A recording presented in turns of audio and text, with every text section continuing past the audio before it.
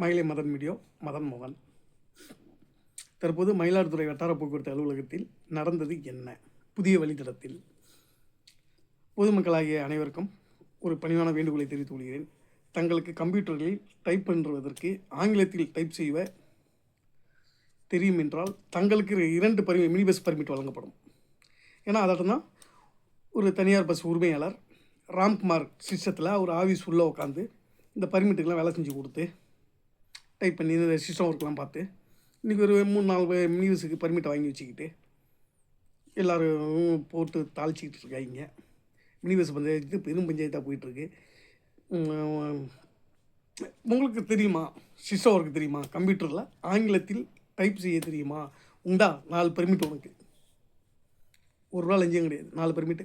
ஏன்னா ஒரு அரசு அதிகாரியுடைய சிஸ்டம் பாஸ்வேர்டு இது எல்லாமே ஒரு ப்ரைவேட் பஸ்ஸு தனியார் மினி பேருந்து உரிமையாளருக்கு தெரியுதுன்னா தெரிஞ்சு அரசு அதிகாரி சிஸ்டத்தில் உட்காந்து டைப் பண்ணுறாருன்னா என்ன அர்த்தம்?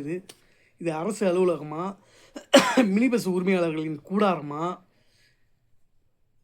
என்பதை பொதுமக்கள் நீங்களே தெரிந்து கொள்ளுங்கள். அனைவருக்கும் ஆங்கிலத்தில் டைப் செய்ய தெரிந்தால் உங்களுக்கு 2 மினி பஸ் பர்மிட் இருந்தால் ஓடு பொழிச்சிக்க. ஏன்னா அரசு அதிகாரியுடைய பாஸ்வேர்டு கம்ப்யூட்டர் சிஸ்டத்தில் உள்ள அரசு பாஸ்வேர்டு நமக்கும் தெரியும். தெரிஞ்சு டைப் பண்ணிக்கோங்க.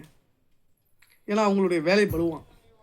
எல்எல்ஆர் போடணுமா, லைசன்ஸ் ரெனியூவலாம், லைசன்ஸ் புதுசாக வரவங்களுக்கு லைசன்ஸை கொடுக்கணுமா, வண்டி எஃப்சி பார்க்கணுமா, இவங்க வருமானத்தை பார்ப்பாங்க. இதை பயன்படுத்திக்கிட்ட சில மினி பஸ் உரிமையாளர்கள் எனக்கு சிஸ்டம் அவருக்கு தெரியும் சார் நான் செஞ்சு தருவான்னு சொல்லி ராம்குமார்கிட்ட செஞ்சு அவங்க ஒரு 4-5 மினி பஸ் டயத்து நல்லா நச்சுன்னு எந்த டயத்தில் வண்டி விட்டால் சம்பாதிக்கலாமோ அதாட்டம் செஞ்சு வச்சுருக்காங்க. செஞ்சு தனக்கு சுயநலத்துக்கு எடுத்திருக்காங்க. அது பிரச்சனையில் ஓடிக்கிட்டு இருக்குது. அதனால தான் சுரைக்கா ஒரு பர்மிட்டு தான், சுரைக்கா வரைக்கும் தான் பர்மிட்டு. திருப்பாம்பரம் வண்டி ஓடுது, ரைட்டுங்களா?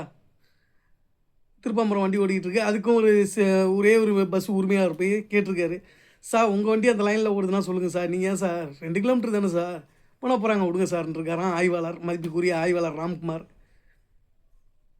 இது நியாயமானதா என்னங்கிறத சொல்லுங்கள், கமெண்டில் சொல்லுங்கள்.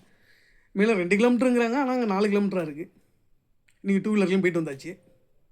கரெக்டாக 4 நாள் 8 கிலோமீட்டர் சொர்க்கையார் டு திருப்பாம்பரம் டு சொர்க்கையார் அப் அண்ட் டவுனு 8 கிலோமீட்டர் விழுவுது. என்னங்கிறத முடிவு பண்ணுங்கள். லைக் பண்ணுங்கள், ஷேர் பண்ணுங்கள், கமெண்ட் பண்ணுங்கள். நன்றி. மீண்டும் அடுத்த வீடியோவில் வருகிறேன். அதுவரை உங்களிடம் விடைபெறுவது மயிலை மதன்.